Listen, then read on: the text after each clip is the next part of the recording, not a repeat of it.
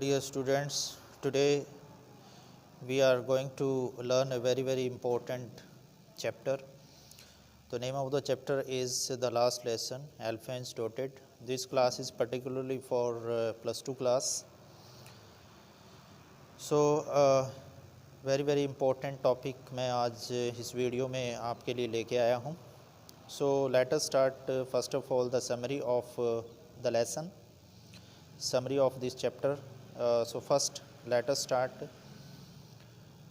the prose, the last lesson written by Alphonse Daudet described the year 1870 when the Prussian forces under Bismarck attacked and captured France. तो ये pros जो कहानी section है जो जिसमें first जो story है द लास्ट लेसन, ये रिटन बाय यानी लिखी गई है किसके द्वारा, अल्फोंस डॉटेट के द्वारा. तो इसमें वो डिस्क्राइब करता है द ईयर 1870 यानी कि 1870 का वर्ष वो डिस्क्राइब करता है, वर्णन करता है उसका. व्हेन द पर्सियन, जब पर्सियन जो फोर्सेस थी, फोर्सेस सेना थी जो अंडर बिस्मार्क, जिसने जो है बिस्मार्क सेनापति के अंडर अटैक किया, आक्रमण किया, एंड कैप्चर, और कैप्चर कर लिया फ्रांस को. कैप्चर मतलब कब्जा कर लिया फ्रांस पर कब्जा कर लिया. The French districts of Alsace and Lorraine, जो फ्रेंच डिस्ट्रिक्ट थी, जो पहली डिस्ट्रिक्ट थी एलिस और दूसरी जो है लोरेन, ये जो दो डिस्ट्रिक्ट थी वेंट इनटू पर्सियन हैंड्स, ये जो है पर्सियन हैंड्स में चली जाती है, यानी पर्सियन हैंड्स में चली जाती है, उसके कब्जे में चली जाती है, उनके हाथों में चली जाती है. द न्यू पर्सियन रूलर्स, नए जो पर्सियन रूलर्स थे, discontinue the teaching of French in the schools of this two districts. तो जो नए पर्सियन रूलर्स थे उन्होंने क्या किया, उन्होंने डिसकंटिन्यू था, स्टॉप कर दिया, बिल्कुल स्टॉप कर दिया. क्या कर दिया, the teaching of French language की जो टीचिंग थी, पढ़ाना स्कूल्स में इन दो डिस्ट्रिक्ट्स में, उसको स्टॉप कर दिया in this two districts. The French teachers were asked to, अब जो फ्रेंच टीचर्स थे उनको वर आस्क्ड, उन्हें कह दिया गया, टू लीव, कि वो वहाँ से छोड़ जाएं. The story describe the last day of one such French class under mister हैमल. ये स्टोरी जो है डिस्क्राइब करती है, वर्णन करती है लास्ट डे, अंतिम दिन, ऑफ वन सच, इसी प्रकार के अंतिम दिन, फ्रेंच क्लास यानी फ्रेंच क्लास का अंतिम दिन अंडर मिस्टर हैमल जो फ्रेंच के टीचर थे, वो जो लास्ट क्लास ले रहे थे और उनको जो है कह दिया गया था, उनकी लास्ट क्लास का ही वर्णन इस स्टोरी में किया गया है. Mister हैमल couldn't no longer remain in his old school. अब मिस्टर हैमल जो है couldn't no longer remain in his old school, अब अपने पुराने स्कूल में अब वो नहीं रह सकते थे. रिमेन होता रहना. He gave his last lesson, उसने अपना लास्ट लेसन दिया, लेसन विद एटमोस्ट डिवोशन. उसने जो है अपना लास्ट लेसन, अपना जो लास्ट लेसन था उसका, एटमोस्ट का अर्थ होता है अत्यधिक डिवोशन होता है समर्पण. तो समर्पण के साथ उसने ये क्लास, अपना जो लास्ट लेक्चर है वो लेता है, लास्ट लेसन डिलीवर करता है. One of his students French, this is the narrator of the story. French जो है उसका स्टूडेंट है. वन ऑफ हिज स्टूडेंट्स, उसके विद्यार्थियों में से एक फ्रेंच उसका स्टूडेंट था, who played truant with the French class and fear Mr Hamel's iron road.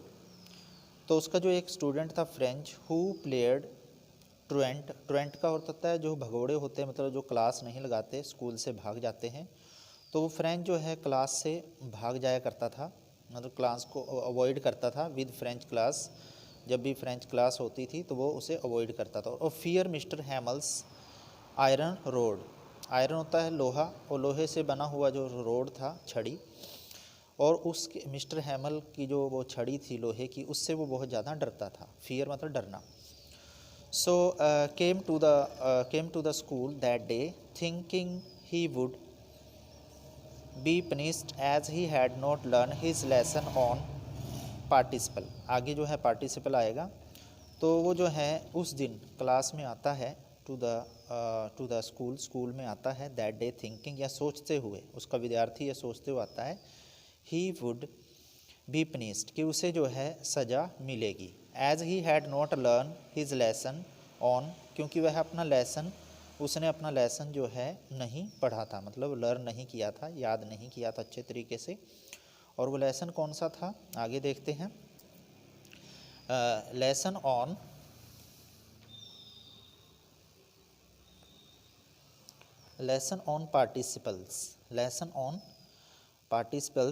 Participles पे जो लेसन था वो उसने नहीं पढ़ा था।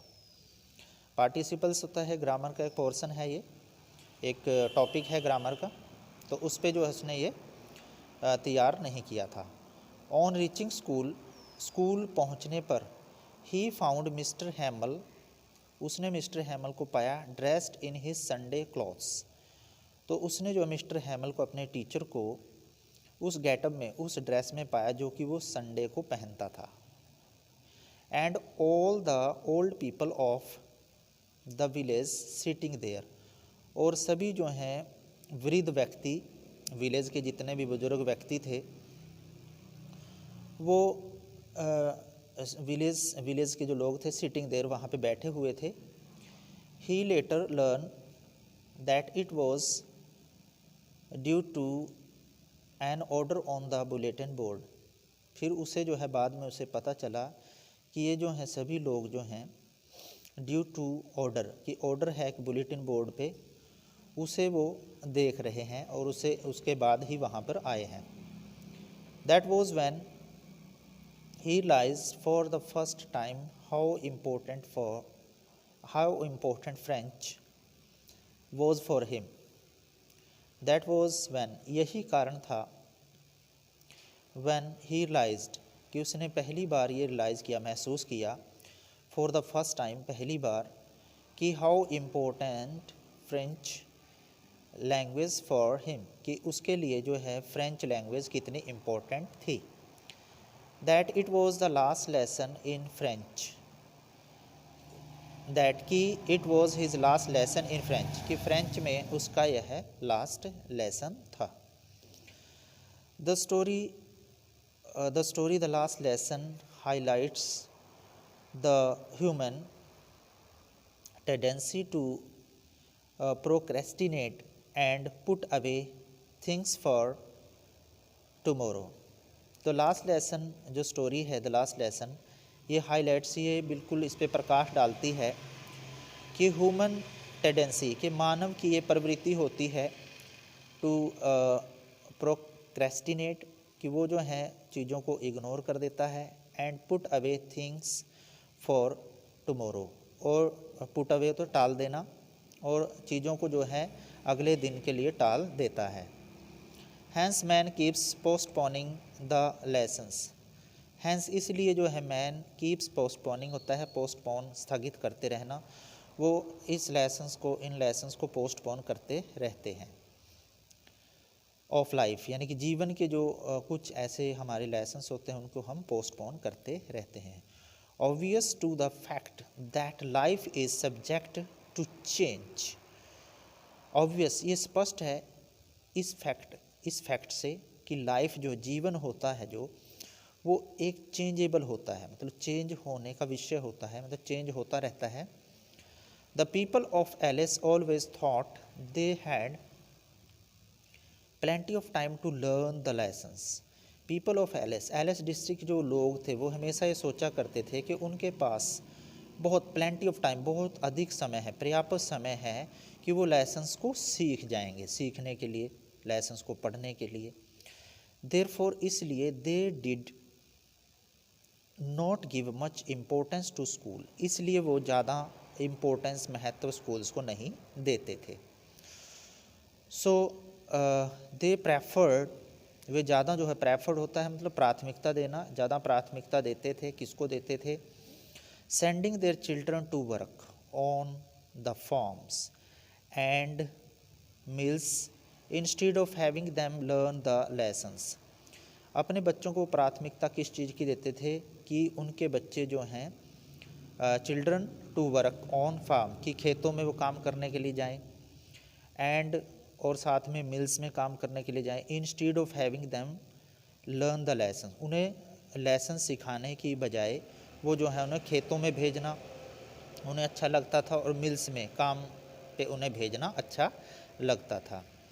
Even French the narrator always looked for opportunities to skip the school and collect birds eggs, यहाँ तक कि इवन फ्रेंच भी क्या करता था, जो नरेटर है स्टोरी का, वो हमेशा जो है लुक फॉर अपॉर्चुनिटी, ऐसे अवसर ऐसे मौके ढूंढा करता रहता था कि वो स्कूल को स्किप कर दे, मतलब वहाँ से स्किप कर दे, छोड़ देना उसको, एंड कलेक्ट बर्ड्स एग्स, और बैग जो जितने भी जो बर्ड्स हैं पक्षी हैं उनके अंडों को कलेक्ट करने की वो हमेशा सोचता रहता था कि स्कूल से भागकर ऐसे काम करना कि बर्ड्स के एग्स कलेक्ट करना। हावेवर, हालांकि द अनएक्सपेक्टेड हैपन, लेकिन एकदम से ऐसा होता है, हैपन होता हुआ, कैसा हुआ कि अनएक्सपेक्टेड, जिसकी हमें उम्मीद नहीं होती, तो ऐसा होता है। And order was received from Berlin regarding the compulsory teaching of German in the schools of Alsace and Lorraine, तो एक ऑर्डर जो है रिसीव हुआ, कहाँ से, वो बर्लिन से एक ऑर्डर ऐसा हुआ, रिसीव हुआ, रिगार्डिंग द कंपल्सरी टीचिंग, कि जो है अब टीचिंग कंपल्सरी हो जाएगी, कौन सी, स्कूल्स में जर्मन, कि जर्मन लैंग्वेज जो है पढ़ाई जाएगी स्कूल्स में, in schools of Alsace and Lorraine, जो दो डिस्ट्रिक्ट हैं लॉरेन और एलिस, उसमें अब जर्मन पढ़ाई जाएगी, किसके प्लेस पे, फ्रेंच, यानी कि फ्रेंच लैंग्वेज के प्लेस पे जर्मन पढ़ाई जाएगी। तो ये ऑर्डर आ गया था बर्लिन से।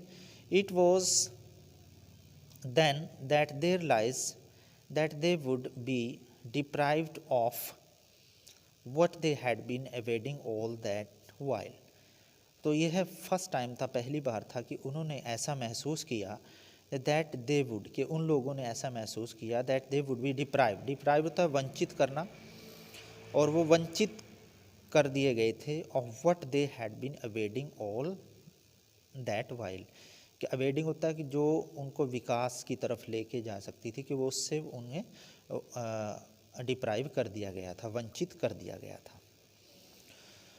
सो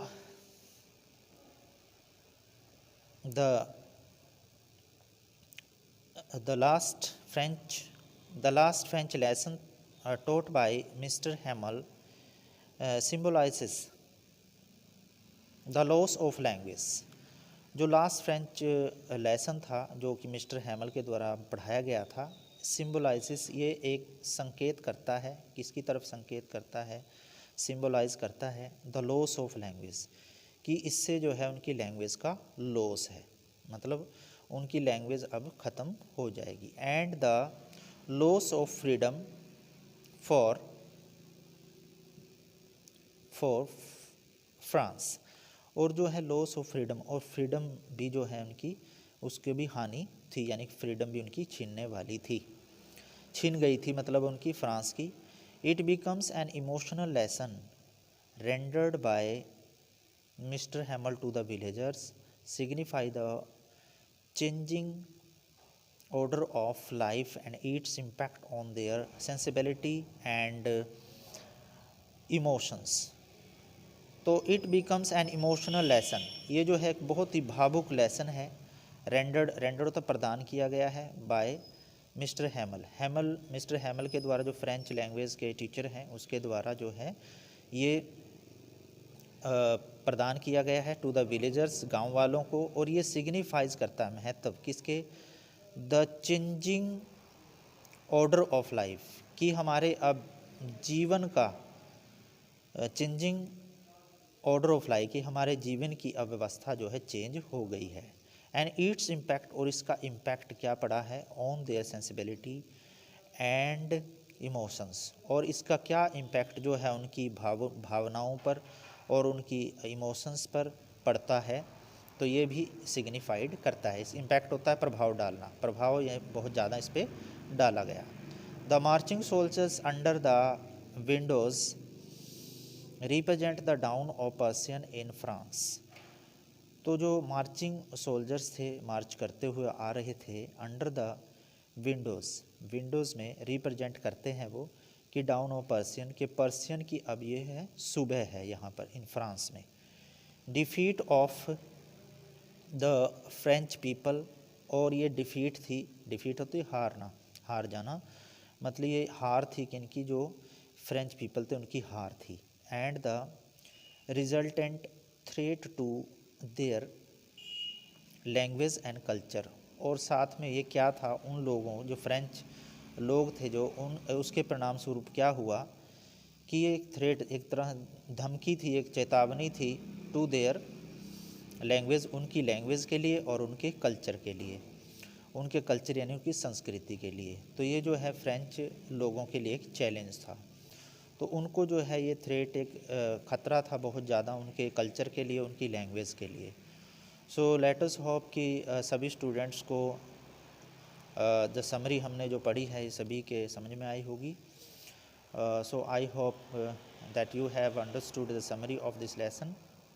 अगर आप हमारे चैनल पे नए हैं, प्लीज़ हमारे चैनल को लाइक कीजिए, सब्सक्राइब कीजिए और जितना भी हो सके शेयर कीजिए। Thank you.